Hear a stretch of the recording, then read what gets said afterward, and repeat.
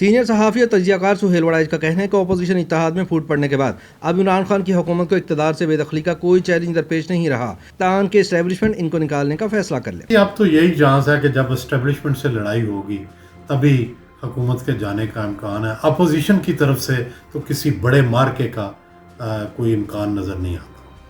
اپنے تازہ ترین سیاسی تجزیے میں سہیل وڑائچ کہتے ہیں کہ اپوزیشن جماعتوں کے سیاسی اتحاد کی وفات حسرت آیات پر اس کی بالی عمر یعنی صرف 6 ماہ میں مرحوم ہو جانے پر افسوس اور رنج و غم کے علاوہ کیا کیا جا سکتا ہے۔ عام اندازے کے مطابق پاکستان کی آدھی سے زیادہ آبادی نے اپوزیشن کو ووٹ دیے تھے۔ اس اعتبار سے تقریباً آدھی آبادی کی آدرشوں اور خواہشوں کی ترجمان پی ڈی ایم کے ٹوٹنے سے بہت سے دل ٹوٹ ہیں۔ اپوزیشن کے حامی جو یہ سمجھتے تھے کہ پی ڈی ایم نہ صرف موجودہ حکومت کے خلاف ایک کارگر اپوزیشن اتحاد ہوگی بلکہ اس سے یہ بھی توقع تھی کہ یہ حکومت کو گرا بھی سکتی ہے، لیکن یہ تمام امیدیں اور خواہشیں ایک لبرل خاتون اور تنگ نظر ملا کی شادی کی طرح سے ٹوٹ کر رہ گئیں۔ سہیل وڑائچ یاد دلاتے ہیں کہ ویسے تو پیپلز پارٹی اور نون لیگ کا جب بھی اتحاد ہوا ہے، چاہے وہ اے آر ڈی ہو یا پی ڈی ایم، ان کے آپسی اختلافات اور ایک دوسرے پر ڈیل اور ڈھیل کے شکوک و شبہات کبھی ختم نہیں ہوئے۔ اتنے برسوں کی طویل مخالفت کے بعد ایک دوسرے پر مکمل اعتماد کی فضا کبھی بحال نہیں ہوئی۔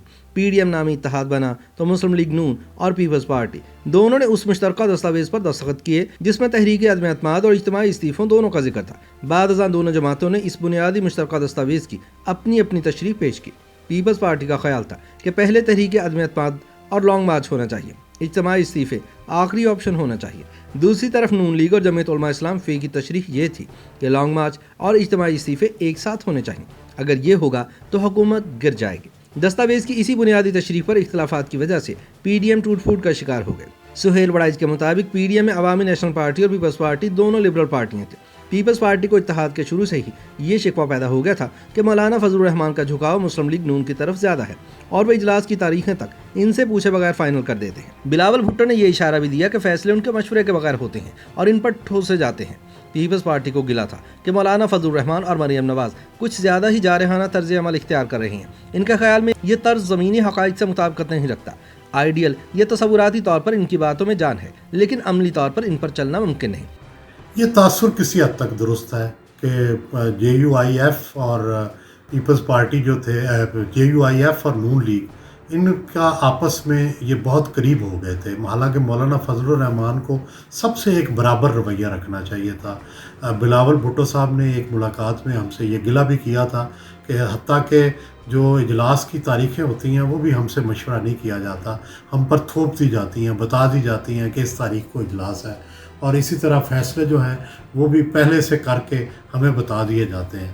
تو یہ رویہ قطعاً غلط تھا اور ظاہر ہے اسی کے نتیجے میں پی ڈی ایم آج ان حالات کا شکار ہے۔ اگر مولانا فضل الرحمان دانش مندی کا مظاہرہ کرتے، بین رویہ رکھتے، سب کے ساتھ ایک برابری جو ہے اور برابر کی محبت رکھتے تو شاید یہ اس سٹیج پہ نہ پہنچتے۔ سہیل وڑائچ کہتے ہیں کہ اے این پی نے پی ڈی ایم سے اپنا تعلق توڑتے ہوئے مولانا فضل الرحمان سے اعلانیہ گلے شکوے کیے ہیں۔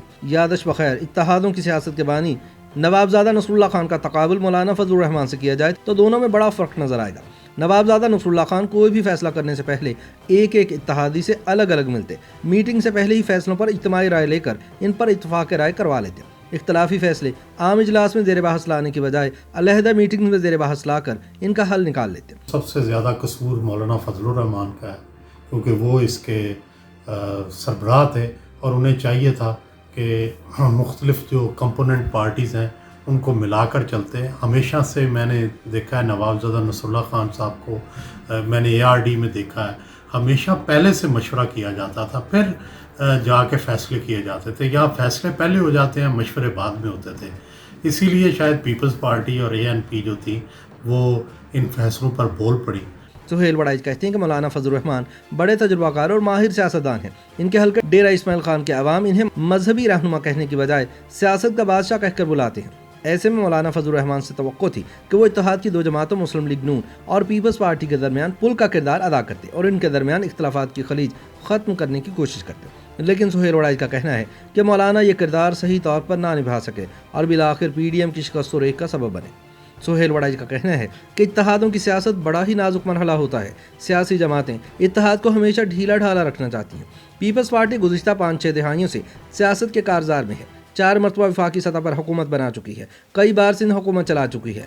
اب اس جماعت سے یہ توقع کرنا کہ 6 ماہ پہلے بنے اتحاد کے ڈسپلن میں آ جائے گی، ایک مذاق تو ہو سکتا ہے۔ हकीकत नहीं। ANP का सियासी माजी 100 साल पुराना है। इन पर कई बार गद्दारी के इल्ज़ाम लगे, कई बार जेलों में गए, कई बार हुकूमतों में रहे। वो न सिर्फ अपने सूबे का नाम बदलने का मुतालबा मनवाने में कामयाब हुए, बल्कि इन्हीं की कोशिशों से कालाबाग डैम का मंसूबा भी तर्क कर दिया गया। अब एक इतनी पुरानी नजरियाती जमात को 6 माह पहले बना ढीला ढाला इत्तेहाद इजहार वजूह का नोटिस देगा तो इसका नतीजा ANP की अलहदगी की सूरत में ही निकलना था, जो निकला। गलत फैसलों की एक पूरी सीरीज़ आ गई। यूसुफ रज़ा गिलानी साहब को अपोजिशन लीडर सेनेट का मुंतखब कराया गया, ये बेअसूली थी। और फिर जिस तरह से शोकाज नोटिस दिए गए हैं, ये तो तौहीन है मेरा ख्याल है कि सियासी जमातों की। एक ANP जिसकी 9 दहाइयों की तारीख़ है सियासी, उसको उठ के PDM जो चंद माह जिसकी उम्र है वो उसको शोकाज नोटिस दे दे, या पीपल्स पार्टी को जिसकी एक अपनी तारीख़ है, 3 दफ़ा हुकूमत में रही या 4 दफ़ा, और उनकी एक स्ट्रगल है, उनको आप शोकाज नोटिस दे दें और उनकी आप साख ख़राब करने की कोशिश करें। ये इंतहाई गैर मुनासिब रवैया था और उसका नतीजा लाजमी तौर पर फिर टूट फूट जो है उसकी शक्ल में ही निकलना था। सुहेल वड़ाइच कहते हैं कि सियासी इत्तेहाद के इख्तियारात लामहदूद नहीं होते। मौलाना फजलुर रहमान और PDM को अपनी हदूद का अंदाज़ा होना चाहिए था। दूसरी तरफ पीपल्स पार्टी ने चाहे दबाव में ही सही सियासी अखलाकियात के बरखिलाफ अपने हलीफ नवाज शरीफ को वतन वापस आकर तहरीक चलाने का चैलेंज दे दिया।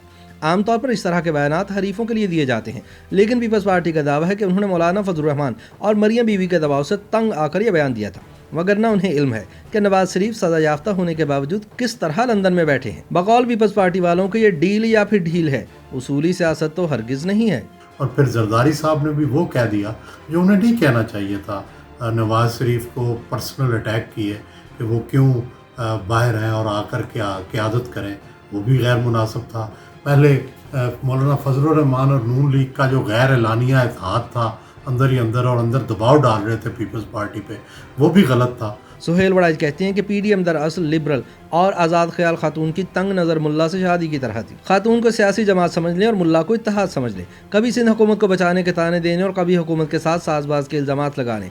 खातून आए रोज़ के तानों से तंग आ गई, फिर उसने अपने सारे गिले शिकवे खुलेआम बयान कर दिए और यूं इत्तेहाद का पर्दा चाक हो गया और अब इसका अंजाम आपके सामने है। कुछ लोगों का ख्याल है कि मौलाना फजलुर रहमान और नून लीग ने ANP और पीपल्स पार्टी को इजहार वजूह का नोटिस दिया ही इसलिए था कि दोनों नाराज़ होकर खुद ही PDM से अलग हो जाए। अगर PDM में किसी की वाकई ये राय है तो इंतहाई नाक़िस है। PDM के टूटने से अपोजिशन कमज़ोर हुई है। मुस्लिम लीग नून और मौलाना फजलुर रहमान इससे मजबूत नहीं हुए। अपोजिशन के लिए अब भी बेहतर यही होगा कि एक दूसरे का कहा सुना माफ़ करके दोबारा से साथ चलने की कोशिश की जाए। अभी तलाक नहीं हुई, सिर्फ नाराज़ी हुई है, इसलिए अभी सुलह का दरवाज़ा खुला रखना चाहिए।